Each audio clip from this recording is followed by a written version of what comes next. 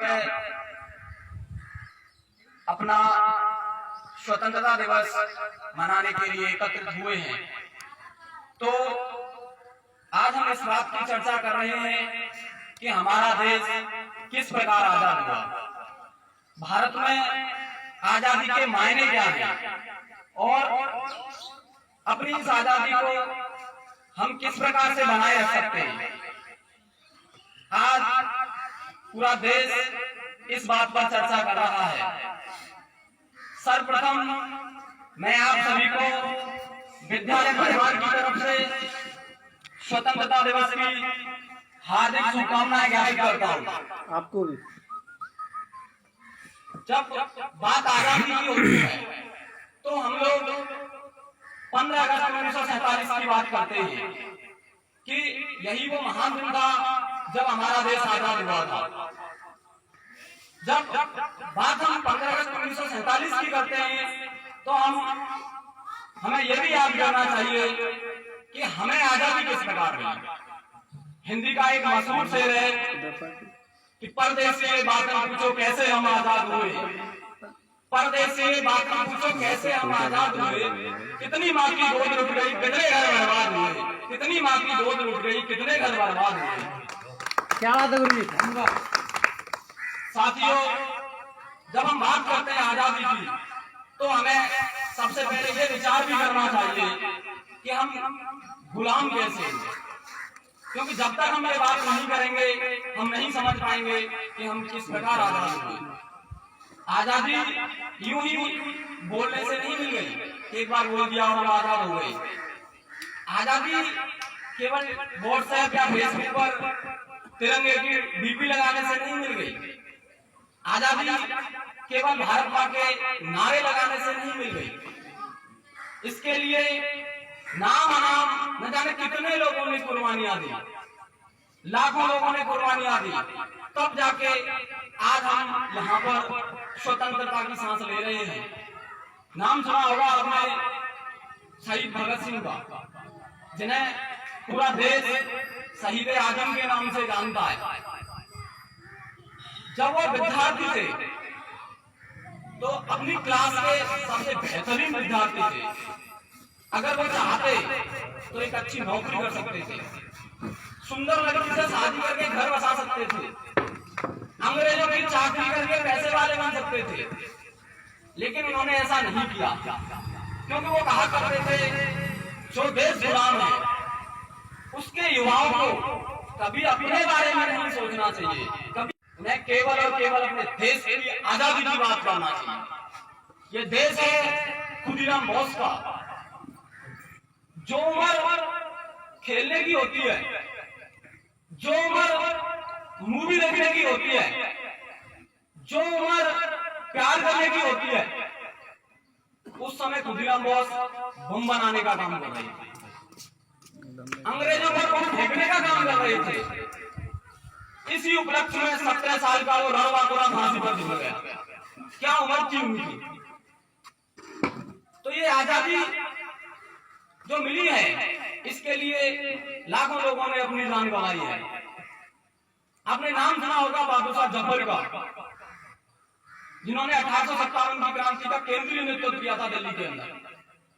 जब उन्हें पकड़ लिया गया था और रंगून भेज दिया गया था, रंगून में उनको मजिस्ट्रेट के सामने पेश किया गया तो मजिस्ट्रेट के शब्द थे, उन्होंने कहा था कि दमदमे में दम नहीं है खैर मानो जान की, दमदमे में दम नहीं है खैर मानो जान की, ए जबर ठंडी हुई तकदीर हिंदुस्तान की। क्या बात है गुरु जी।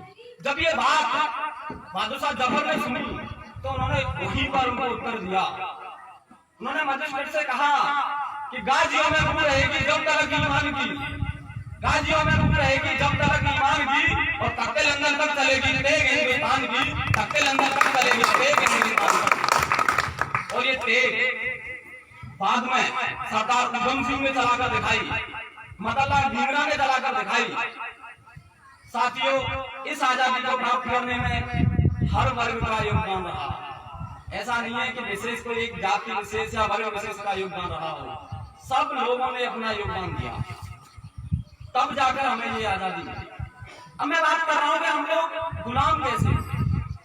वैसे देखा जाए तो भारत केवल अंग्रेजों का ही गुलाम नहीं हुआ, बहुत सारे यहाँ पे विदेशी आक्रांता आए, चाहे वो मुगल हो, हूण हो, कुषाण हो या वो अंग्रेज रहे। लेकिन जब देश आजाद हुआ 1947 को, तो वो हमें अंग्रेजों से आजादी मिली। अंग्रेज यहाँ पर आए थे जहांगीर के दरबार में, तो वो ये कहने नहीं आए थे यहाँ पे कि हम आपके देश पर कब्जा करेंगे, हम आपको गुलाम बनाएंगे। उनका उद्देश्य था, वो ये कहते थे कि हम लोग यहाँ पे व्यापार करेंगे, हम रेलगाड़ियां चलाएंगे, हम भारत का विकास करेंगे। उन्होंने ये नहीं कहा था कि हम भारत का पूरा पैसा इकट्ठा करेंगे और एक होटल बनवाएंगे और उस पर लिखवा देंगे कि यहाँ भारतीय और कुत्तों का आना मना है। ये अंग्रेजों ने किया था, उन्होंने ऐसा नहीं कहा था। जब वो वहां पर आए और यहाँ की बहुत सारी डायवर्सिटी को देखा, यहाँ की विविधता को देखा, तो उन्होंने देखा कि इस देश पर हम शासन कैसे करें। जब यहाँ पे इतनी सारी भाषाएं बोली जाती है, लोगों का अलग अलग पहनावा है, अलग अलग बोलियां हैं, तो किस प्रकार से हम इस देश को अपना गुलाम बनाएं। तो उन्होंने एक नीति निकाली, फूट डालो राज करो। और उन लोगों ने हम लोगों को धर्म के आधार पर बांट दिया। हमारे देसी राजाओं के द्वारा फूट डालने का काम किया। झांसी की रानी का उदाहरण आपके सामने, आप सब जानते हो कि किस प्रकार से उन्होंने झांसी को अपने कब्जे में लिया था। फूट डाली उन्होंने, और जब यहाँ से जाने लगे 1947 में, तब भी फूट डालकर देश के दो टुकड़े कर गए, एक पाकिस्तान बना दिया और एक अपना हिंदुस्तान। पाकिस्तान की आजादी का कल 14 अगस्त को उसकी आजादी मनाई जाती है और आज हम लोग अपनी आजादी मना रहे हैं। तो ऐसा अंग्रेज कर गए। अब देश आजाद हो गया, लाखों लोग मारे गए, पार्टीशन हुआ, विभाजन हुआ। उस समय भी नाइल में लगभग 90 लाख लोगों ने अपनी जान गंवाई। अब यहाँ पे जब हम ये चर्चा कर रहे हैं कि देश आजाद हो गया, तो हमें ये भी देखना चाहिए कि हम इस आजादी को आगे कैसे बनाए रखें। अगर देखा जाए तो संविधान ये कहता है कि आजादी का मतलब है हर व्यक्ति को अपने विचार हैं वो आजाद रखने चाहिए, विचारों से आजाद होना चाहिए और उसे उन विचारों की रक्षा भी करनी चाहिए। लेकिन क्या हम लोग ऐसा कर पा रहे हैं? मुझे नहीं लगता है कि हम लोग ऐसा कर पा रहे हैं। भारतीय राजनीति को लोग, कोई भी व्यक्ति आता है, हमारे यहाँ से चुनाव लड़ता है, तो हम लोग देखते हैं, सबसे पहले हम अपनी जाति देखते हैं, सामने जाति का है या नहीं है। हम लोग अपना धर्म देखते हैं, हम लोग क्षेत्रवाद की बात करते हैं। यहाँ पे मुझे एक छोटी सी कहानी याद आती है कि एक जंगल में होके हंस और हंसनी उड़ रहे थे। रात हो गई उस जंगल में उनको, तो हंसनी बोलती है हंस से कि बहुत रात हो गई है, ऐसे में कहाँ जाएंगे, तो यहीं पर रुक जाते हैं।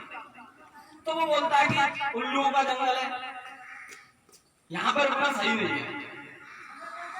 उसने कहा एक रात की बात है, क्या दिक्कत आ रही है, रुक जाते हैं। अब उस एक पेड़ पर उल्लू बैठा था, वो वहां पर रुक गए। जब वहां पर रुक गए तो उल्लू ने उसकी खूब सारी खातिरदारी की, जितना वो कर सकता था। और जब सुबह वो लोग जाने लगे तो उस उल्लू ने हंस को कहा कि हंसनी को कहाँ लेके जा रहा है, कि क्यों, कि ये तो मेरी है, तू इसको कहाँ लेके जा रहा है। अब हंस बोलता है कि भाई ये तो मेरी है, तो मैं तो अपनी पत्नी को लेके जाऊंगा ना, नहीं ये मेरी है, पंचायत जोड़ ले। पंचायत बुलाई गई, अब उल्लुओं की पंचायत थी। अब उल्लुओं ने सोचा कि हमें तो इसके साथ ही रहना है, ये हंस से चला जाएगा और ये उल्लू यही रहेगा, तो हम इसकी बुराई भलाई क्यों लें। और फैसला उल्लू के पक्ष में दे दिया कि हंसनी तो उल्लू की है। अब हंस जाने लगा, अब फिर उल्लू रुकता है कि रुक जा। हंस बोलता है अब क्या हुआ, अब तो तूने हंसनी भी ले ली, क्या रुक, हंसनी तो तेरी है, तू ले जा। लेकिन जहाँ पे फैसला उल्लुओं के पक्ष में आता रहेगा, वहां पे हंसनी हमेशा उल्लू की होगी। तो किस प्रकार होगा, क्षेत्रवाद के आधार पर बांट दिया। यही हमारे राजनेता करते हैं, वो हमें जाति को लेकर बांट देते हैं, क्षेत्र को लेकर बांट देते हैं, धर्म को लेकर बांट देते हैं। तो और हम लोग स्वतंत्र होते हुए भी, स्वतंत्र विचारधारा होते हुए भी परतंत्र हो जाते हैं। आजादी का केवल ये मतलब नहीं है कि देश आजाद हो गया। आजादी का मतलब है कि हमारे विचार भी आजाद होने चाहिए। अब बात आती है कि हम अपनी आजादी को बचाए कैसे रख सकते हैं। आजादी को बचाने का सबसे पहला जो आधार है वो है देशभक्ति। भारत के प्रत्येक नागरिक को देशभक्त बनना होगा। अब देशभक्त का मतलब केवल ये नहीं है कि सीमा पे गए और वहां पे जाके अपनी कुर्बानी दे दी, हम शहीद हो गए। केवल शहीद ही देशभक्त नहीं होता है। भारत का प्रत्येक वो नागरिक जो अपना अपना काम पूरी ईमानदारी के साथ करता है, चाहे वो खेत में काम करता हुआ किसान हो, चाहे वो सीमा पे काम करता हुआ एक जवान हो, चाहे अध्यापक लोग हो। भारत का प्रत्येक नागरिक जो अपना कार्य पूरी ईमानदारी के साथ करता है वो सच्चा देशभक्त। और अगर कोई भी व्यक्ति अपने काम में कोताही करता है, लापरवाही करता है, भ्रष्टाचार करता है, चाहे वो कितना बड़ा भी हो, फिर भी वो देशभक्त नहीं है, वो एक देशद्रोही है। तो सबसे बड़ी बात यह है कि हमें एक देशभक्त बनना होगा। क्योंकि देशभक्ति का मतलब क्या होता है? देश के प्रति भक्ति का भाव। जब तक हम देशभक्त नहीं बनेंगे, हम अपने गांव का विकास नहीं कर पाएंगे। जब गांव का विकास नहीं होगा, हम अपने देश का विकास नहीं कर पाएंगे। और जब तक हम देश का विकास नहीं कर पाएंगे, तब तक हम विश्व गुरु नहीं बन सकते। तो सबसे बड़ी बात है कि हमें क्या करना है, हमें एक देशभक्त बनना होगा। दुनिया में देश प्रेम के कई सारे उदाहरण दिए जाते हैं। जब बात देश प्रेम की आती है तो बहुत से लोग बोलते हैं साहब जापान सबसे बड़ा देश है, इजराइल सबसे बड़ा देश है, जापान पे परमाणु बम तक डाल दिया गया, फिर भी वो आज एक विकसित देश है। लेकिन मैं ये कहता हूँ, न जापान इतना बड़ा देश प्रेमी है, न इजराइल है जितना बड़ा भारत है। मैं ऐसे ही नहीं कहता हूँ, इसका एक रीजन है। आपने देखा होगा यूनान की सभ्यता मिट गई, रोम की सभ्यता मिट गई, ईरान कभी पाकिस्तान का देश हुआ करता था, आज केवल मुगलों का देश है। सारे देश मिट गए, लेकिन भारत आज भी जिंदा है। यूनान मिस्र रोम सब मिट गए जहां से, यूनान रोम सब मिट गए जहां से, मगर बाकी है अपनी नामो निशान हमारा। कुछ बात है कि हस्ती मिटती नहीं हमारी, सदियों रहा है दुश्मन दौरे जहां हमारा, सदियों रहा है दुश्मन दौरे जहां हमारा। तो मैं बात कर रहा था कि किस प्रकार से हम अपनी आजादी को बचाएं। तो मैं समझता हूं कि जब तक हम देशभक्त नहीं होंगे, तब तक हम अपने राष्ट्र का निर्माण नहीं करेंगे। अब राष्ट्र का निर्माण किस प्रकार होगा, तो मुझे यहाँ पे छोटी सी लघु कथा याद आती है कि एक छोटा बच्चा बहुत रो रहा था और उसके पिताजी काम कर रहे थे, वो तंग कर रहा था उनको, वो बहुत परेशान हो गए। तो उन्होंने क्या किया, उसको भारत के फटे हुए नक्शे के टुकड़े पकड़ा दिए कि बेटा तू एक काम कर, इन टुकड़ों को सेट कर भारत बना के ले आ। पिताजी ने सोचा कब तक मैं अपना काम कर लूंगा। उस बेटे ने क्या किया, वो 1 मिनट में नक्शा बना के ले आया। पिताजी बड़े आश्चर्य हुए, इतना जल्दी 1 मिनट में नक्शा कैसे बना लिया। उसने पूछा बेटा तूने ये कैसा किया, तो बेटे ने जो आंसर दिया वो राष्ट्र निर्माण की आधारशिला थी। बेटे ने कहा पिताजी इस नक्शे के पीछे इंसान बना हुआ था, मैंने तो केवल इंसान बनाया था, भारत अपने आप बन गया। तो जरूरत है कि हम इंसान बनाएं, हम अपने अंदर के दुर्गुणों को दूर करें, और जब हम अपने अंदर के दुर्गुणों को दूर करेंगे तो खुद ही राष्ट्र का निर्माण हो जाएगा। मैं अपनी बात को ज्यादा लंबा नहीं करूंगा, मैं इन्हीं शब्दों के साथ अपनी वाणी को विराम दूंगा। जय हिंद, जय भारत।